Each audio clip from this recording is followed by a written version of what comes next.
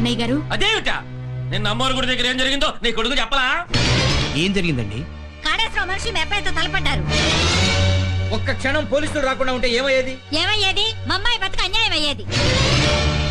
పెళ్ళాన్ని కాపాడుకోలేనోడికి పెళ్ళెందుకంట? మీ వాళ్ళందరూ అడ్డమైన జాగ్రత్త చేయించుకోవడం నా బిడ్డ. ఆపండి ఆపండి ఆపండి ఆపండి. మీ అమ్మాయి మీ గడప దాటక ముందు అనవలసిన మాటలు ఇప్పుడు అంటున్నారు. ఇప్పుడే ఈ క్షణంలోనే మీ అమ్మాయిని తీసుకెళ్ళండి.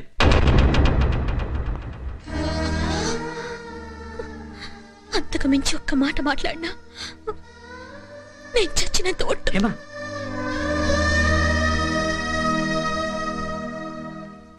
పిచ్చిదానా, ఆ అవిటి మనిషిని కట్టుకుంటే నీ జీవితం సుఖంగా ఉండదే. కన్న తల్లిని చెప్తున్నాను, వెళ్ళిపోతాను రావే. నిమిషానికి ఒకసారి కులం గురించి మాట్లాడే నాన్నతో నువ్వు సుఖపడుతున్నావా అమ్మా? భర్త దగ్గర భార్య సంతోషంగా ఉండేది ఆస్తులు చూసి కాదు, అంతస్తులు చూసి కాదు, హృదయం చూసి. సింహం 4 అడుగులు వెనక్కి వేసేది ఎదుటి వాళ్ళని చూసి భయపడి కాదు, దాని పంజా పవర్ చూపించడానికి. ఈ రోజు ఆయన మీతో మాటలు పడొచ్చు, రేపు మామూలు మనిషి అయ్యాక ఈ జన్మలో అతను చెయ్యనయ్యం కాదని డాక్టర్ గారు చెప్పారే. బ్రతికున్నంత కాలం దయచేసి మీరు నోరు మూసుకుంటారా? ఏంటే కన్న తండ్రినే నోరు మూసుకోమని ఎంతగా మారిపోయావా? తనను తిట్టినా కొట్టినా కూతురు ఊరుకుంటుందేమో గాని తన భర్తనేమన్నా అంటే ఈ ఇంటి కోడలు ఊరుకోదు బాబాయ్. నోటితోనే కాదు, చేత్తో కూడా సమాధానం చెప్తుంది. ఎంత మాట అన్నావే. కన్న తండ్రిని శత్రువులాగా చూస్తావా? ఇంకా ఎందుకండి ఈ కొంపలో? పదండి. అమ్మా పార్వతమ్మ, అయ్యా విశ్వేశ్వరరావు గారు, మీకు 1000 దండాలు. మేము ఈ గడప దాటాక ఇదే పని మీ కూతురు చేస్తే మీరేం చేస్తారో మీ అంతరాత్మలు మీరే ప్రశ్నించుకోండి.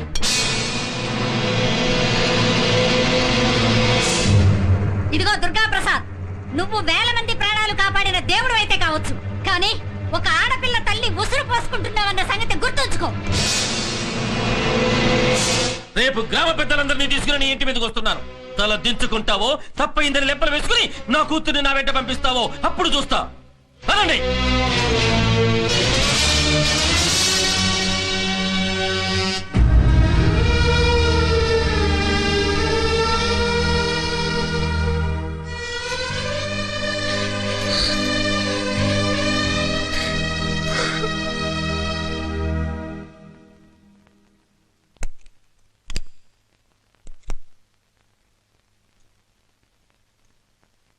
అయ్యో, నేను వేసేదాన్ని కదండి.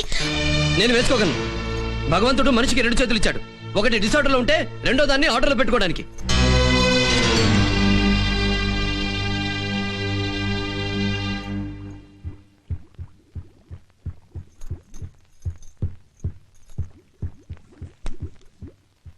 అమ్మా హేమ, ఏంటి మావయ్య? ఈ రోజు చాలా మంచిదమ్మా. దేనికి? నువ్వు తిరిగి మీ ఇంటికి వెళ్ళిపోవటానికి.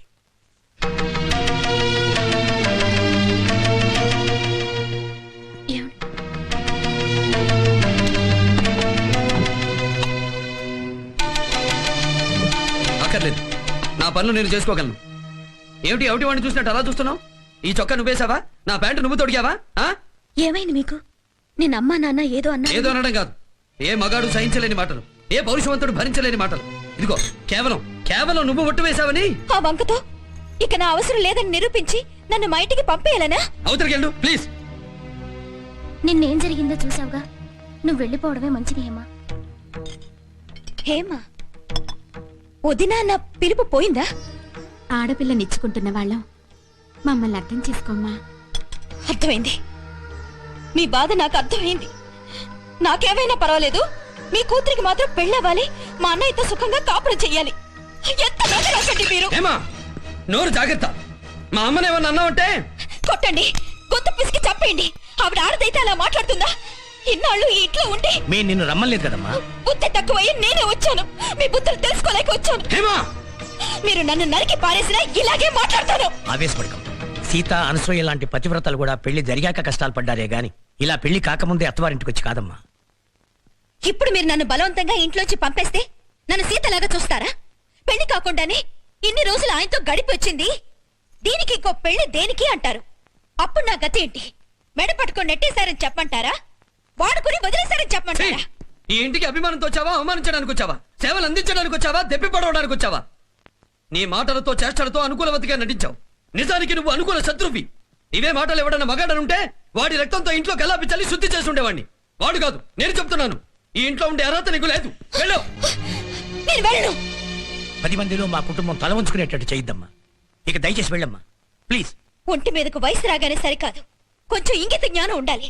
కడుపుకు అన్నం తింటున్నారా, గడ్డి తింటున్నారా? Shut up! అన్నయ్య! వద్దన్నయ్య.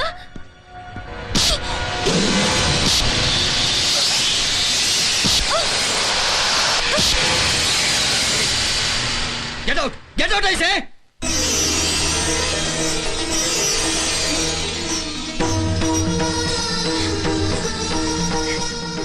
మీరు మామూలు మనిషి అయ్యారు. మీ కుడి చెయ్యి. Hema, you head an wonderful job. వైద్య శాస్త్రం తలవంచుకుంటే నువ్వు నీ భర్తను తలెత్తుకునేలా చేశావు. ఇక దుర్గప్రసాద్ చేయి పని చేయదని అనుమానం వచ్చాకే ఈ ట్రీట్మెంట్ మొదలెట్టాం. నేను మా అమ్మ నాన్నల కంటే గొప్పగా చూసుకునే దైవం మీరు.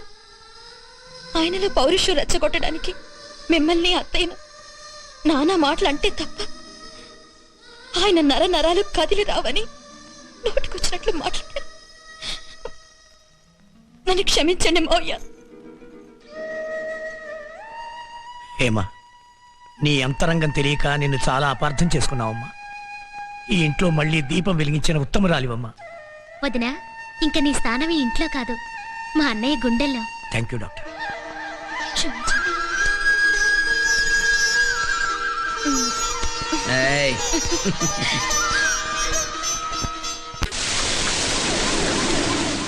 కుదరదండి అయ్యా, అన్నీ నేనే జరిపించాలంటే చాలా కష్టం. ఏమిటయ్యా, వెధవ శల్య లేకపోతే? అయ్యయ్యయ్యయ్య, అయ్యా అవతల అవతల పెళ్లి టైం వారికి కూడా నేనే కావాలంట. అయిపోతుంది, ఒక్క నిమిషం. కానీ కానండి. అబ్బా, నమస్కారం డిఐజీ గారు. నమస్తే నమస్కారం సార్. నమస్తే నమస్తే కంగ్రాచులేషన్స్ మిస్టర్ దుర్గా ప్రసాద్. ఈ కంగ్రాట్స్ పెళ్లి కొడుకు దుర్గా ప్రసాద్ కాదు, నువ్వు ఎస్పీగా రీఇన్స్టేట్ అయినందుకు. ఈ ఆర్డర్స్ నీకు పెళ్లి కానుకగా ఇస్తున్నాను. Thank you sir. Thank you very much. All the best. కూర్చోండి please. Excuse me, I will come back. మళ్ళీ తప్పకుండా రావాలండి. అలాగే. క్షమించాలండి అయ్యా. అయ్యా, ముహూర్తానికి టైం అవుతుందండి అయ్యా. పదండి. పదండి అయ్యా. రండి బాబు, కూర్చోండి. అమ్మా, అమ్మాయిని తీసురండి త్వరగా. నమస్కారం రా శర్మారా, ఏమిటి తుపాకులతో సహా వచ్చేసావు? మనదంతా దినదనకంటాం కదా. సర్లే కూర్చో కూర్చో. మేము కూర్చోవాలంటే మీ ఇయ్యంకు పర్మిషన్ కావాలేమో. ఇక్కడ కూర్చోవచ్చులేండి.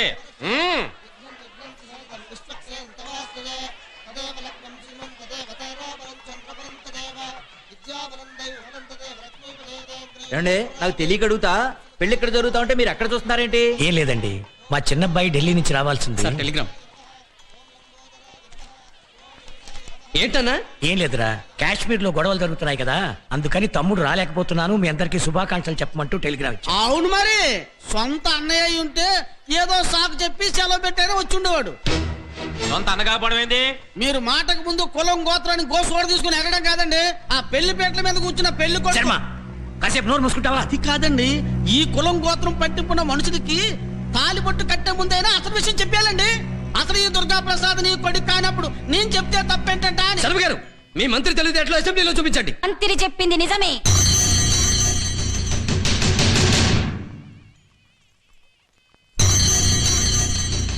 నువ్వెవనివో, ఏడికెళ్ళొచ్చినవో, నీ కులమేందో గోత్రమేందో చెప్పమని నీ అయ్యగా అయ్యనడుగు.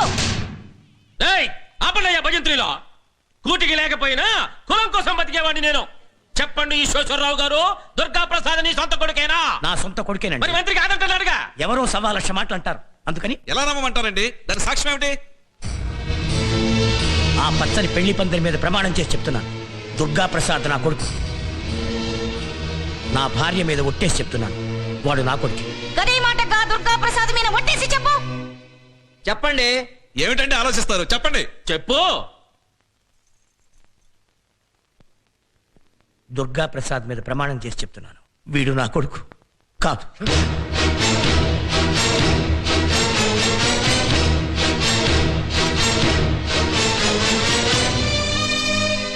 నాన్న, మంత్రి శర్మ చెప్పినట్టు నువ్వు నాకు విశాఖపట్నం స్టేషన్లో దొరికావు.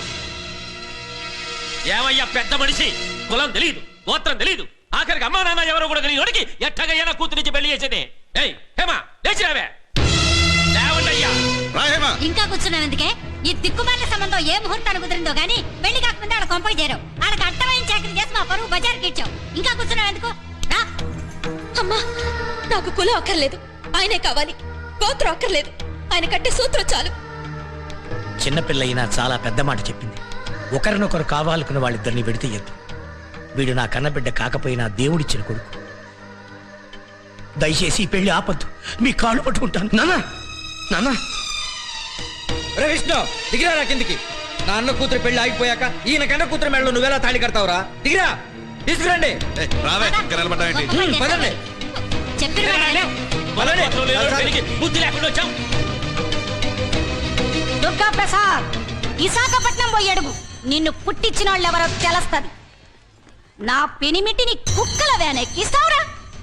నిన్నీ దినం పెండ్లి పీటల మీద నుండి దింపినా ఏదో ఒక దినం నిన్ను పాడెకెక్కిస్తా.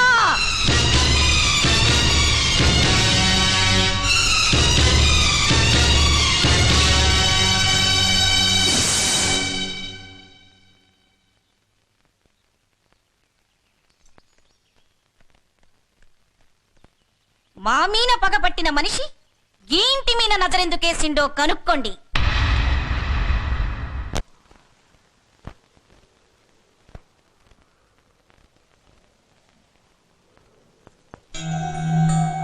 చెబితే వినకుండా శవం కనిపించకుండానే సమాధి కట్టించారు. అందుకే ఆరిపోయింది.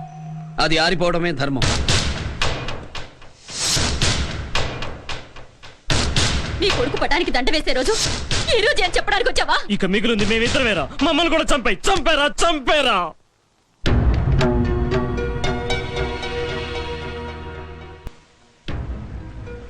గుర్తొచ్చానా?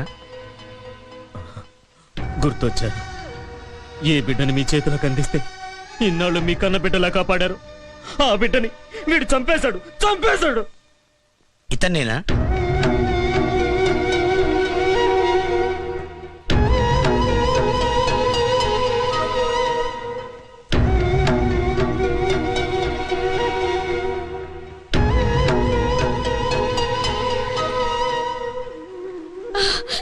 నేను నమ్మలేకపోతున్నానండి.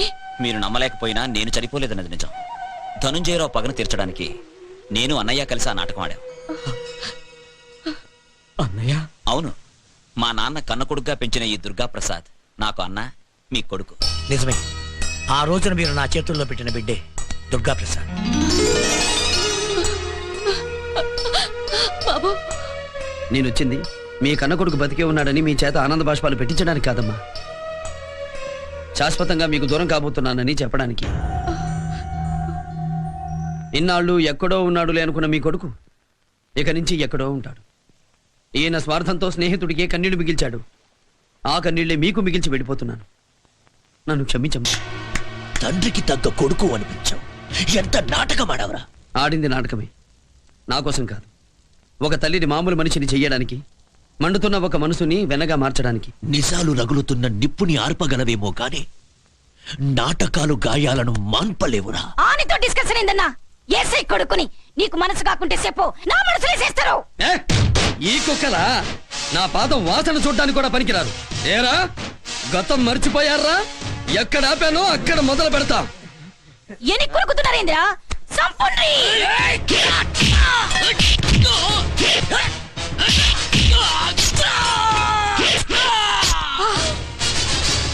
ఏయ్ చాముండేశ్వరి, వీళ్లే కాదు ఇంకో 100 మందిని తీసుకొచ్చినా నా ఒంట్లో ఉన్న చెమట బొట్టు కూడా కింద పడదు. నన్ను చంపే అధికారం మీకు తప్ప మరెవరికీ లేదు. తీసుకోండి, చంపండి.